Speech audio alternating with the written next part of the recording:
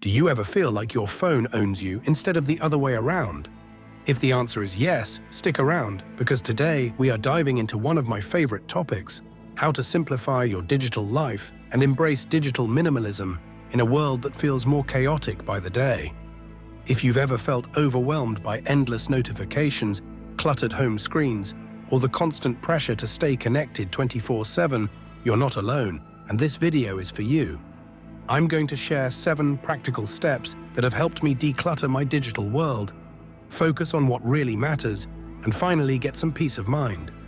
If that sounds like something you could use, don't forget to smash that like button and hit subscribe so you never miss a video full of productivity hacks, minimalist tips, and ways to live more intentionally. Alright, let's jump in. The first step is to take a step back and re-examine your philosophy of technology use. It's so easy to get caught up in the next big app or tool, but what really matters is understanding why you use technology the way you do.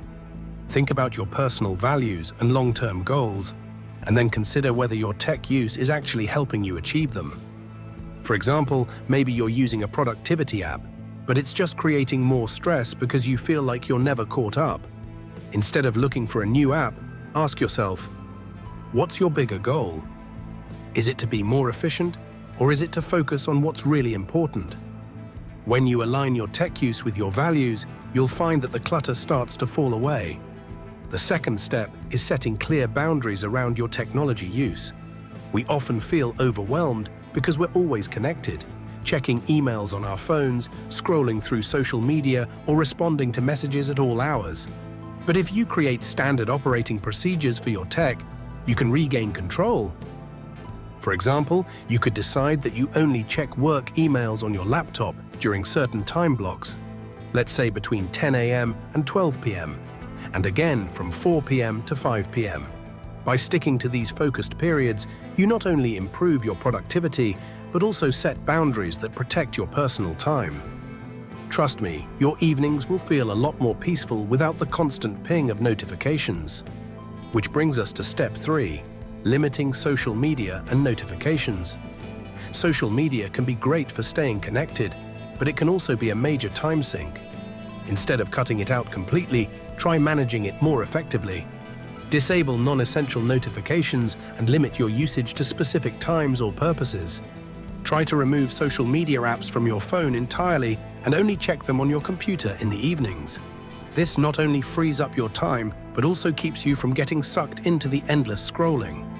Plus, you can prioritize who gets to interrupt you. I have notifications enabled only for a small group of close family and friends, and everything else can wait until I'm ready. Step 4 is all about keeping your device setup minimal and organized. A cluttered home screen or desktop is just like a cluttered room. It can make it harder to focus and stay productive. By keeping only the essentials visible, you reduce the mental load that comes with too much choice. For instance, I've trimmed my phone's home screen down to just the apps I use daily. Everything else is tucked away in folders. This way, I'm not distracted by icons for social media or games every time I unlock my phone. My desktop follows the same rule. I keep only my active projects visible, and everything else is neatly filed away. The 5th step is to choose technology that works best for you, not just what's popular. There's always a new device or app that promises to make your life easier, but it's important to choose tools that actually suit your personal workflow. For example, when I decided to go digital with my handwritten notes, I opted for an e-ink tablet instead of an iPad because it feels more like writing on paper, which I love. This device keeps me organized without the distraction of a full tablet experience. Remember, it's not about having the latest gadget. It's about finding what helps you be more productive in a way that feels natural. Step 6 is adopting a concept I've really come to appreciate: slow productivity. We live in a world that pushes us to do more, faster. But sometimes the key to meaningful work is slowing down and focusing on long-term goals rather than trying to cross off a million tasks every day. If you're working on a big project like writing a book, it might feel overwhelming to fit that into a busy daily schedule. Instead of trying to work on it whenever you can, dedicate specific time blocks each week to make steady progress. Slow productivity isn't about doing less, It's about doing what matters most over the long term. And finally, step 7, engage with your community. One of the best ways to stay motivated on your minimalist journey is to connect with others who are on the same path. Whether that's sharing tips in the comments here or joining a productivity forum, engaging with others can provide support, accountability, and new ideas. For example, I've learned so much from reading the comments on past videos. I've seen people share amazing tips, like using an analog planner for scheduling or setting a no-phone zone at certain times of day. So if you have any minimalist or productivity practices that have worked for you, drop them in the comments below. Let's learn from each other. All right, friends, that's it for today.